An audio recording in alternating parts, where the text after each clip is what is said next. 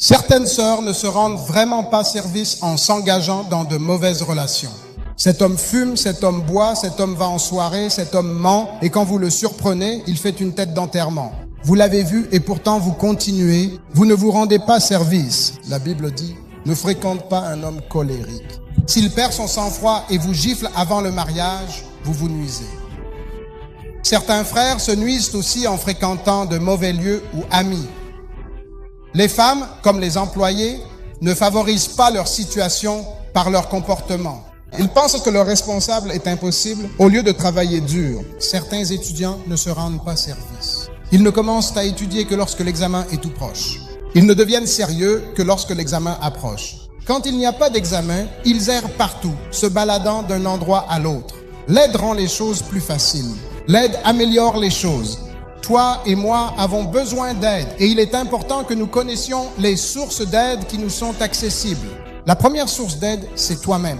Malheureusement et de façon déplorable, beaucoup d'entre nous ne s'aident pas eux-mêmes et bien souvent Dieu ne peut pas t'aider si tu ne commences pas d'abord par t'aider toi-même. L'anglais dit « Le ciel aide ceux qui s'aident eux-mêmes ». Cette phrase ne se trouve peut-être pas dans la Bible, mais il est certain que si tu veux une aide divine, tu dois aussi t'aider toi-même. Donc parfois, c'est toi qui dois t'aider toi-même. Certaines sœurs ne s'aident pas du tout en s'engageant dans de mauvaises relations. Beaucoup de membres de l'Église ne s'aident pas eux-mêmes. Tu ne t'aides pas toi-même lorsque tu écoutes des sermons et des enseignements de ceux qui disent « Ne sers pas Dieu ». Tu ne t'aides pas toi-même. La Bible dit que David s'encouragea lui-même dans le Seigneur. Bien souvent, tu dois t'encourager toi-même. Il n'y a pas beaucoup de gens qui encouragent les autres. Il se peut qu'il n'y ait personne pour te donner de l'espoir pour demain. Il vaut mieux que tu t'encourages toi-même. Beaucoup de gens ont compliqué leur vie. Ils refusent de s'aider eux-mêmes. Ce que tu fais détermine les objectifs de ce que le ciel fera. Et comme j'ai l'habitude de le dire ici, le problème du ciel n'est pas les prières sans réponse, c'est la prière non faite. Ainsi, le ciel est connu pour nous soutenir dans ce que nous entreprenons de faire.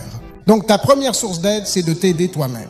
Une prière que nous devons faire sérieusement cette année, c'est de demander sans honte l'aide divine. Alors, mesdames et messieurs, frères et sœurs, garçons et filles, où que vous soyez, vous avez besoin d'aide. Tous les yeux fermés. Où se trouve maintenant le Seigneur, le Dieu Tout-Puissant?